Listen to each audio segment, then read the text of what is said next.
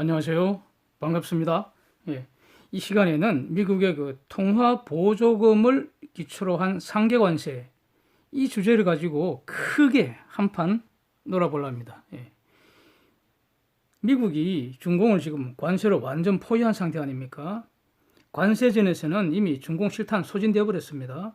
그런데도 미국은 추가로 3,250억 불 25% 관세 부과 절차 진행 중입니다.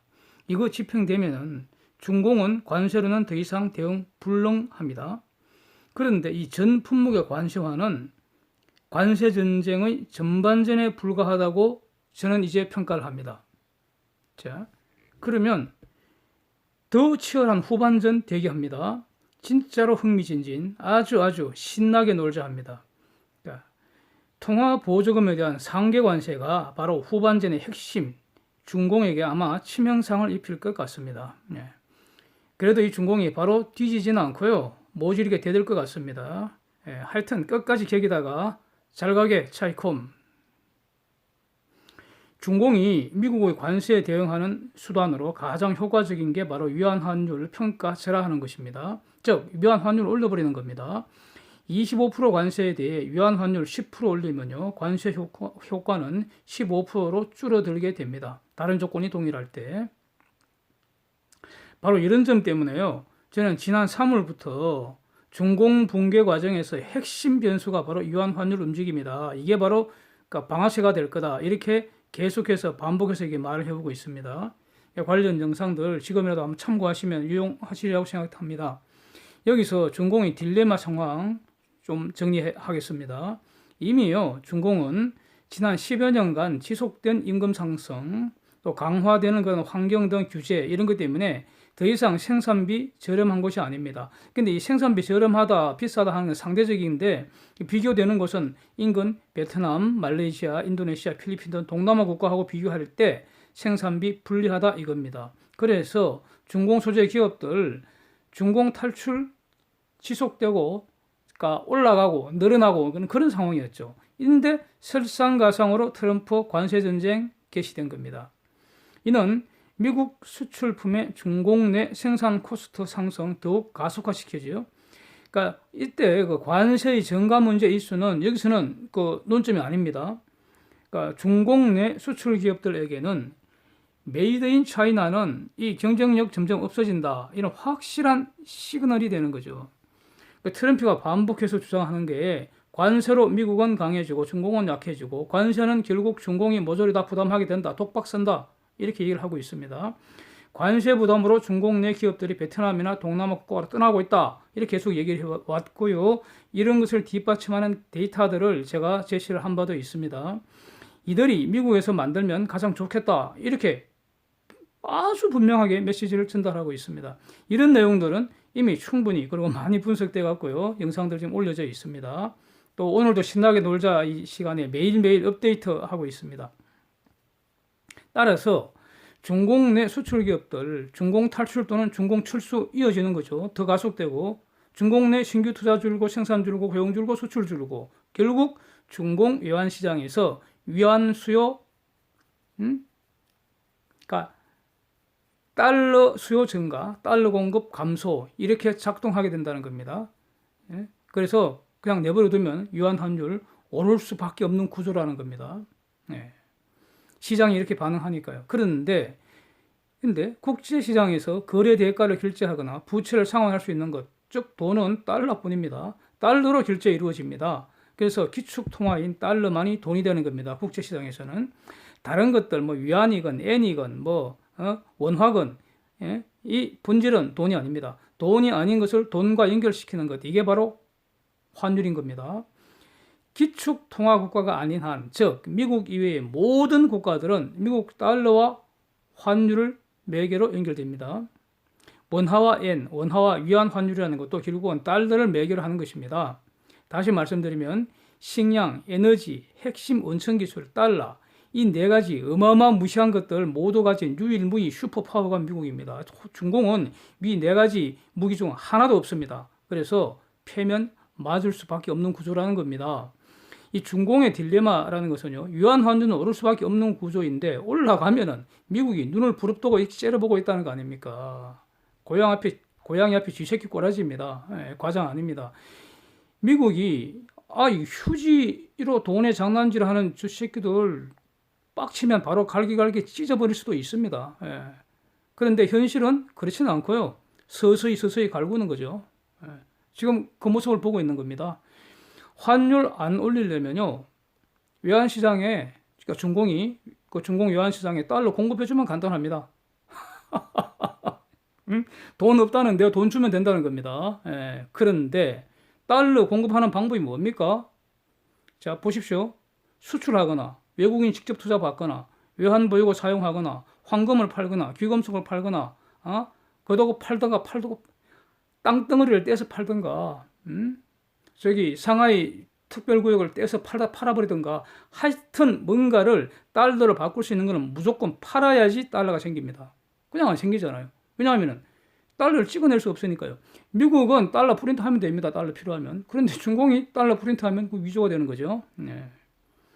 그래서 저기 어떤 꼬맹이는 말이죠. 팔 거 없으니까 마약도 팔고 무기도 팔고 여자까지 판다는 거 아닙니까? 이렇게 무서운 것이죠. 여기 외국인 직접 투자라는 건요. 주식이나 채권 파는 것이고요. 외환 보유고라는 것도 과거에 팔았던 달러 비상용으로 보관하다가 사용하는 겁니다. 본질은 뭔가를 팔아야 된다는 겁니다. 자, 그런데 여기서 핵심은 지금 중공이 경제 규모가 크고 작고 하는 그건 중요한 거 아닙니다. 지금보다 변화 과정이 핵심이라는 거죠. 수출이 감소하고 있다는 겁니다. 따라서 달러 공급이 팍 준다는 겁니다. 그러니까 외환 보유고 창고 대방출할 수밖에 없다. 이렇게 되는 겁니다. 네. 거듭 말씀드리지만 달러가 필요하면요. 미국은 그냥 프린트 해버리면 됩니다. 본질적으로요. 예. 근데 미국 이외의 모든 국가 반드시 비상금조로 달러를 가지고 있어야 됩니다. 그게 외환 보유고입니다. 그러니까 중공의 외환 보유고 3조 달러 이게 세계에서 가장 많다 이렇게 자랑질인데 천만의 말씀입니다. 이게 그러니까 최고가 많았을 때 4조 달러 직전까지 갔었죠. 그러다가 지금 계속 쪼그라들고 있는 중입니다. 3조 달러 지금 간당간당하는 수준입니다. 중공이 저렇게 지금 거품이 꽉 끼어서 말이죠. 덩치만 키워놨는데, 그래서 제가 거품 파워라는 명언을 제가 창작했다는 거 아닙니까? 그래서 즐겨 사용해 주시고요. 주위에 추천도 부탁드리겠습니다.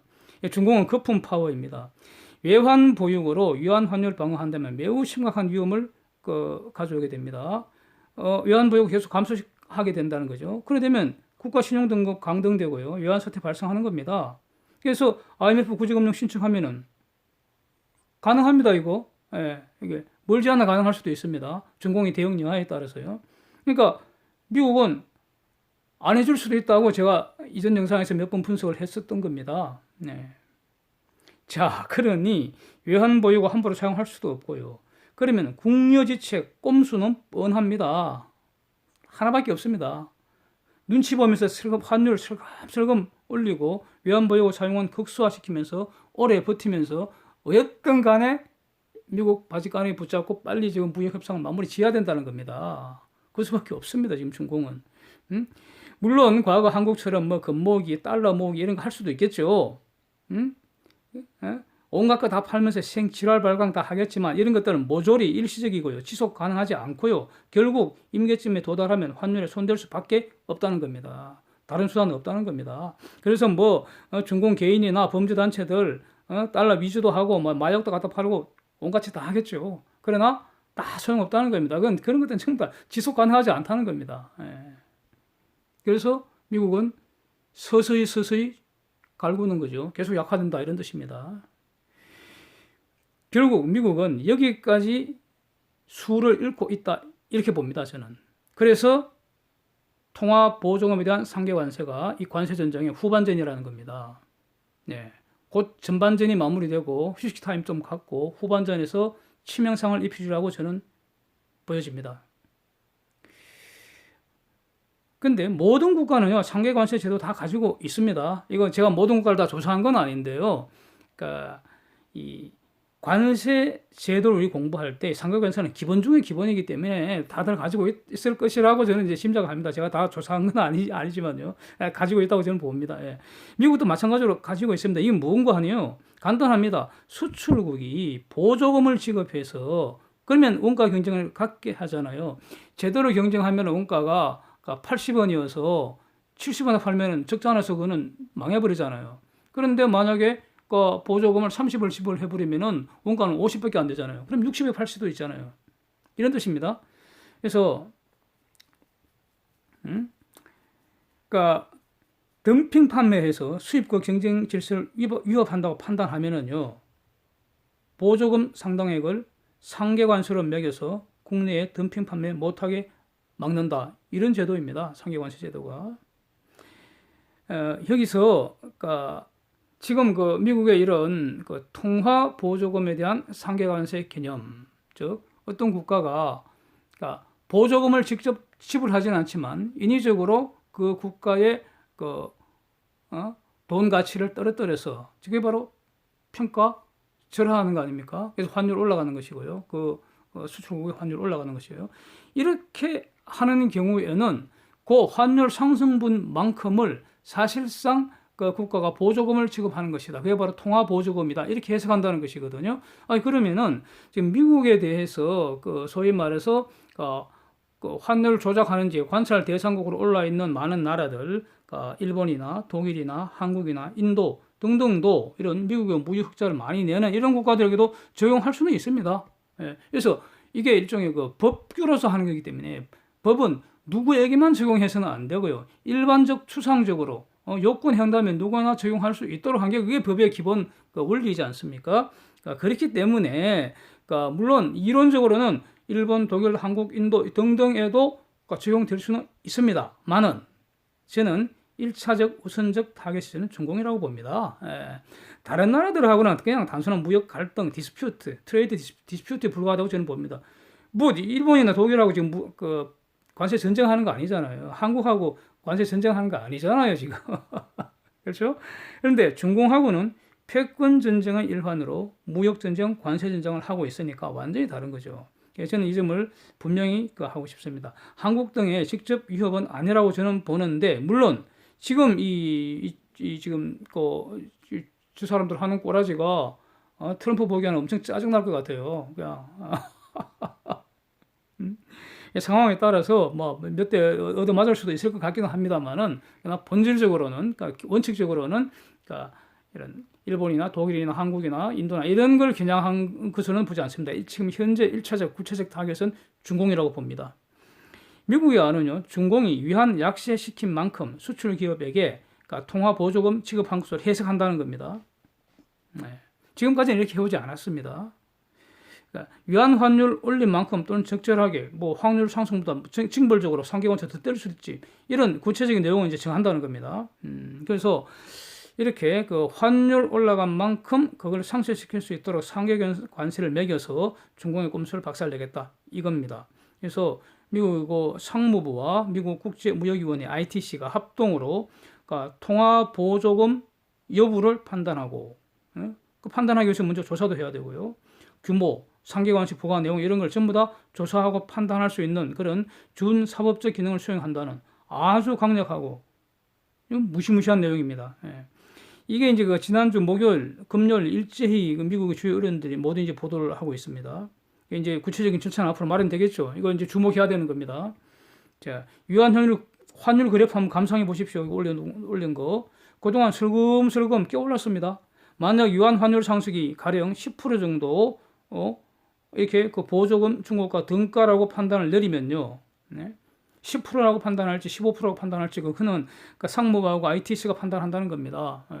거기에는 사법적 판단 한국과 동일한 효과가 있다는 겁니다. 다시 말하면 그걸 다투려면 법원을 갈 쟁송 절차를 거칠 수밖에 없다 이런 뜻입니다. 준사법적 판단 기능이라는 게.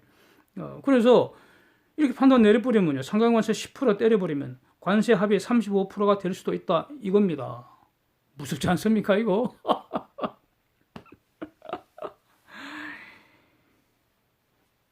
단기적으로는요, 이런 보도 자체가 중공에게는 완전히 막 뒷골 때리는 거죠. 미치고 환장할 겁니다 아마. 결국 지금 교착 상태인 베이징 회담 마냥 안 하고 버틸 수도 없는 노릇이죠. 그래서 오늘은 여기까지 하겠습니다. 앞으로도 지속적으로 핵심 쟁점들 쉽고 간명하게 전달하면서 함께 신나게 놀자 하겠습니다. 감사합니다.